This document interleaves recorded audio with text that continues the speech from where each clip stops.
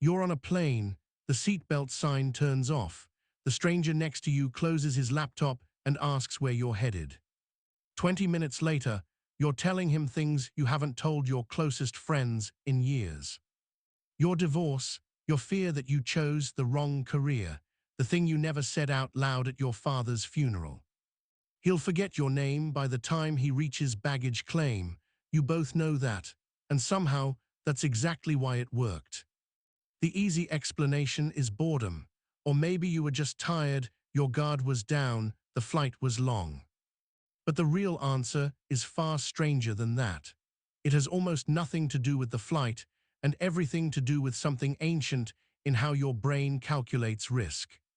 This isn't really about strangers, it's about disappearance. Think about the last time you confided in someone you knew well.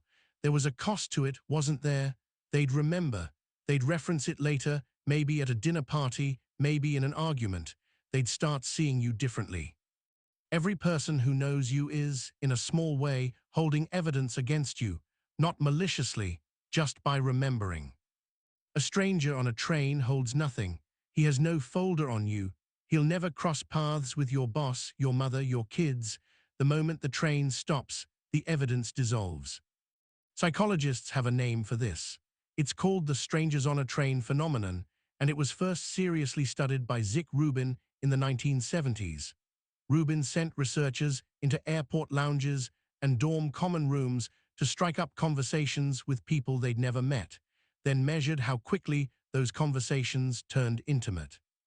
The results surprised him. Strangers didn't just open up occasionally. They opened up faster and more deeply than people often did with friends of many years. Why would your brain reward you for trusting someone you've just met, more than someone who has actually earned that trust over time? Here's where it gets stranger. Go back further than Rubin, back to a German sociologist named Georg Simmel, writing at the turn of the 20th century. Simmel noticed something about a particular kind of relationship he called the stranger. Not an enemy, not a friend, someone who is close enough to talk to, but far enough away to never matter. Simmel argued that this distance creates a strange kind of freedom. Because the stranger has no stake in your ongoing life, you can show him parts of yourself you'd hide from people who do. Your ancestors didn't experience this very often. For most of human history, you lived in a band of maybe 50 to 150 people. You knew their faces, their grudges, their gossip roots. Everyone you'd ever meet was someone you might meet again. Reputation was currency, and currency, once spent carelessly, didn't come back. In that world, oversharing was dangerous. Information traveled through a small, closed network, and it stayed there. Say the wrong thing to the wrong person, and within days, the whole band knew it. So your brain evolved a finely tuned filter. Before you reveal anything sensitive, some old circuitry runs a quiet calculation.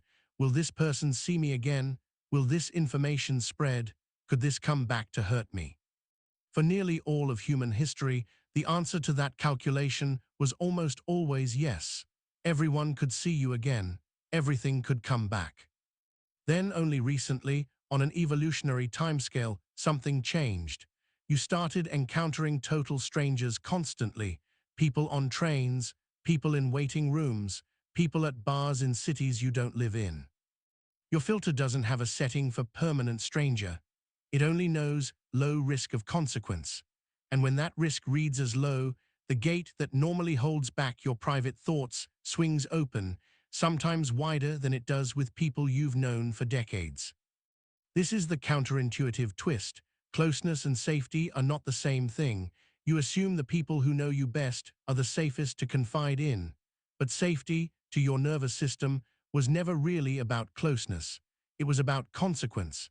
And nothing carries less consequence than someone who will vanish from your life within the hour. There's a second piece to this, and it comes from more recent research. Nicholas Epley, a psychologist at the University of Chicago, ran a series of studies asking commuters to do something most of them dreaded: start a conversation with a stranger on their train or bus. Almost everyone predicted it would be awkward. Almost everyone was wrong. People who talked to strangers consistently reported a better commute than people who sat in silence, and the strangers themselves often felt the same way. Both sides underestimated how much the other one wanted to connect. Epley's explanation wasn't really about loneliness. It was about a mistaken belief baked into modern life that strangers are simply less interested in you than people who already know you.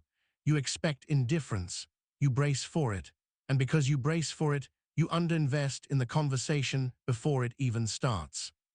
But the moment a stranger asks a real question, something different happens. There's no history to manage, no inside joke to maintain, no risk of contradicting something you said to them last year. You get to explain yourself from zero, and people, it turns out, find that strangely relieving.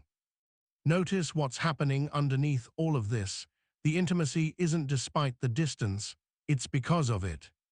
Think about a confession booth, a long-distance phone call to someone you'll never meet in person, an anonymous post written to no one in particular.